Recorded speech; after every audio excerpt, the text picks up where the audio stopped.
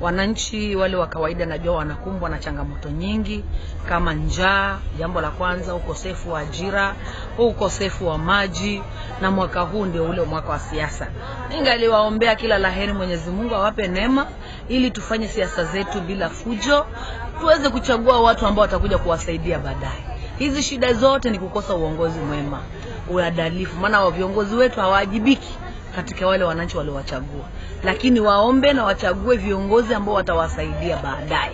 Matarajio yangu mwaka huu ni watu kuishi kwa amani, watu wafanye kazi kwa pamoja, na pia ninatarajia hakutakuwa na shida yoyote kwa sababu naona government imeweka security in place na tunaona mambo yatakuwa mazuri.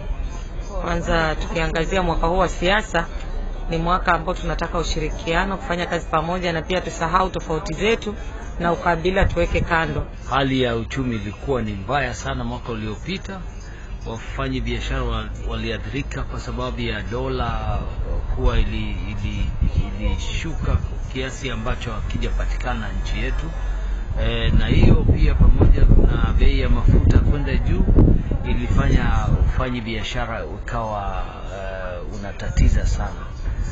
Kusema kweli, wafanyi biashara ambao walipitia hicho kipindi wameathirika vibaya sana. Tujitie moyo kwa maana sasa dola imeregea kidogo kwa hali ambayo ni nzuri kidogo, na tutie bidii zaidi ili tuweze kuinua hali yetu ya kiuchumi na kibiashara.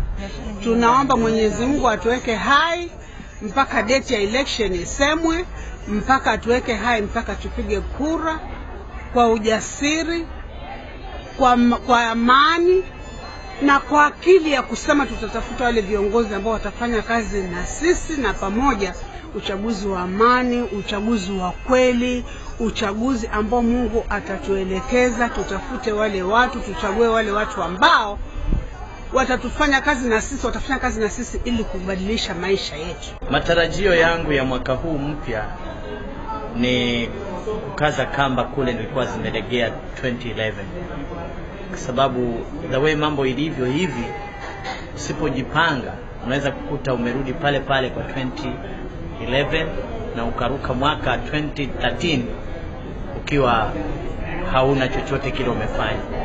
Utalalamika tu kusema sukari iko juu, hakuna kitu kitashuka, hakuna kitu kitarudi kiwe zero. Kila kitu kinaenda from zero to pale inafikia. Kwa hivyo matarajio yangu ni kukaza kamba kiatu changu na kukimbia katika speed ile inayotakikana ili kuachieve my goals.